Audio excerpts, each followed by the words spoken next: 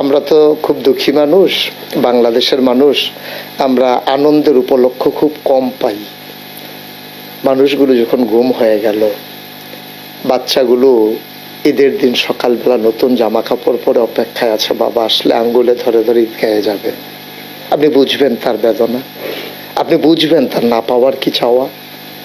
বাচ্চাটা কাপড় পরে মা সাজিয়ে দিয়েছেন, যাচ্ছে না, বাবা আসলে আঙ্গুলে ধরে ধরে ঈদগাহতে যাবে। স্ত্রী জানে না তার স্বামী আছে নাকি নাই। আর সে ছোট্ট সন্তান হয়তো মনে করেছে কোনো কারণে বাবা দূরে আছে, আসবে, আঙ্গুলে ধরে ধরে ঈদগাহতে নিয়ে যাবে। আমরা দুঃখী মানুষ, ঈদগুলো আমাদের এভাবেই গেছে গত 15টা বছর।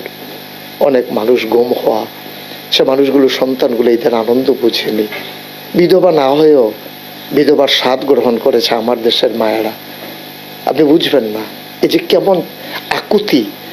সেই কষ্টের মাঝে দ্বিতীয় স্বাধীনতা